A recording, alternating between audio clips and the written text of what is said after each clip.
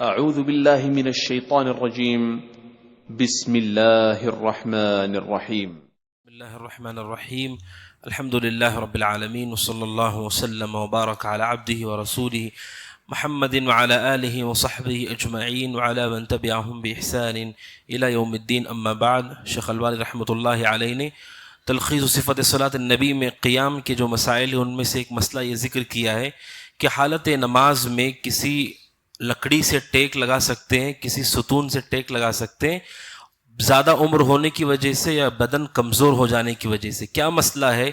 مسئلہ یہ ہے کہ اگر کوئی آدمی ایسا ہے کہ جو نماز میں کھڑا ہو سکتا ہے لیکن اسے تھوڑی سی مشقت ہے، پریشانی ہے، اور وہ مشقت اگر وہ ٹیک لگا لے تو دور ہو سکتی ہے، تو اسے چاہیے کہ وہ ٹیک لگا کر کے نماز پڑھے.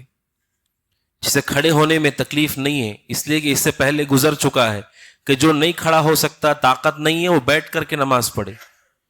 اگر کسی کے پاس طاقت ہے کھڑے ہو کر نماز پڑھنے کی، مگر تھوڑا سا اسے مسئلہ ہے کہ وہ اگر اسے سہارا مل جائے تو آرام سے پڑھے گا، اسے چاہیے کہ وہ ٹیک لگا کر کے نماز پڑھے.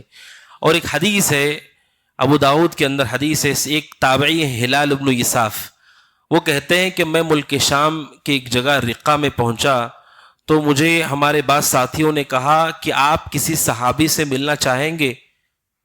انہوں نے کہا غنیمہ، یہ تو بہت بڑی غنیمت کی بات ہے کہ میری ملاقات صحابی سے ہو.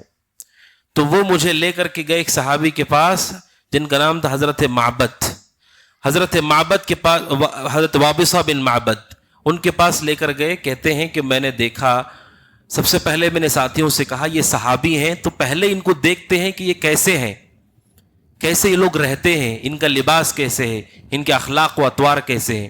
تو ساتھیوں سے کہا یہ صحابی، یعنی رسول کے وفات کے ایک عرصے کے بعد کی یہ بات ہے. حضرت وابصہ کو انہوں نے دیکھا تو کہتے ہیں کہ میں نے دیکھا ان کا لباس کہ انہوں نے ایک ایسا لباس پہنا ہوا تھا، پورے جسم کو ساتر تھا، اسی سے ٹوپی لگی ہوئی تھی، وہ ٹوپی انہوں نے پہنی تھی. اور کہتے ہیں میں نے حضرت وابصہ کو دیکھا کہ وہ نماز پڑھ رہے، ساتھ میں ان کا عصا ہے، عصا پر ٹیک لگا کر وہ نماز پڑھ رہے ہیں. تو ملاقات کی انہوں نے، صحابی کو دیکھا، چونکہ صحابی سے ملاقات کرتا ہے کوئی آدمی ایمان کی حالت میں تو وہ تابعی ہو جاتا ہے. شرف کی بات ہے، بہت بڑی بات ہے کہ اس شخص کو ہم دیکھیں جس نے رسول کو دیکھا ہے.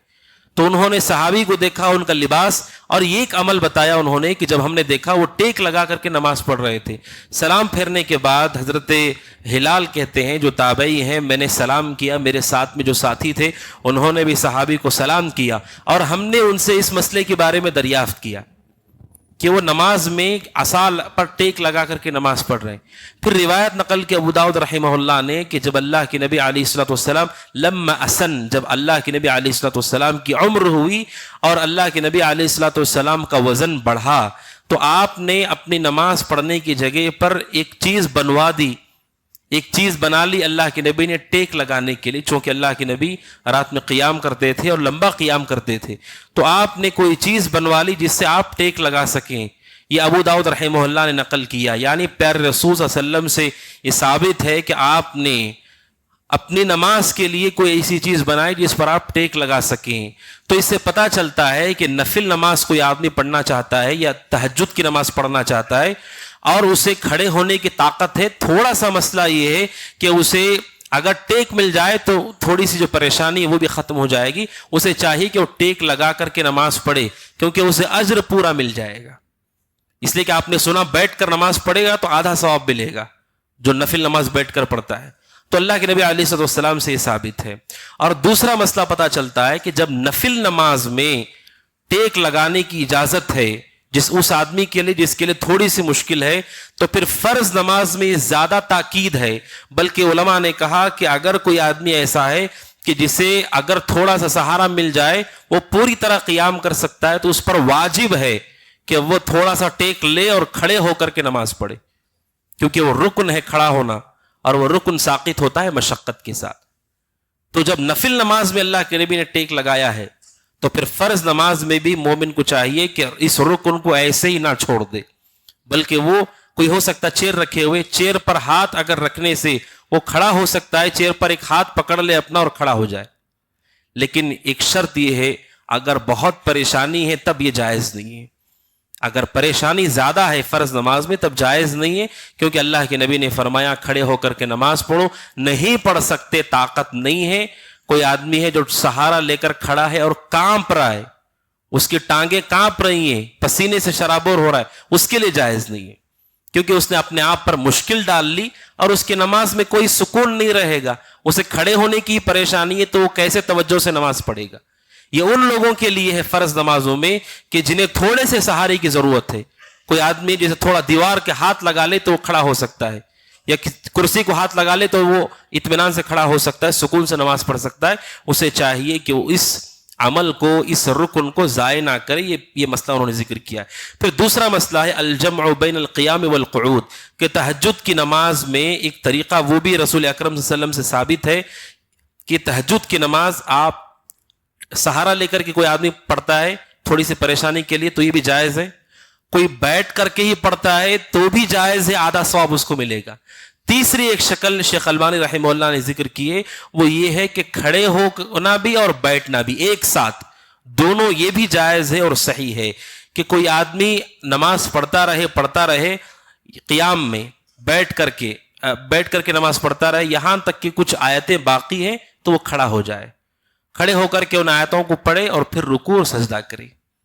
یہ بھی نبی اکرم صلی اللہ علیہ وسلم سے ثابت ہے، جیسا کہ حضرت عائشہ رضی اللہ تعالیٰ عنہا نے اس حدیث کو روایت کیا ہے کہ اللہ کے نبی علیہ الصلوۃ والسلام نماز پڑھ رہے ہوتے، جب 30 آیتیں 40 آیتیں باقی رہ جاتی، بیٹھ کے نماز پڑھ رہے ہوتے 30-40 آیتیں باقی ہوتی تو آپ کھڑے ہو جاتے تھے. اس سے کیا فائدہ ہوا؟ ایک تو آپ نے بیٹھ کر کے بھی نماز پڑھ لی اور کھڑے ہو کر کے بھی نماز پڑھ لی.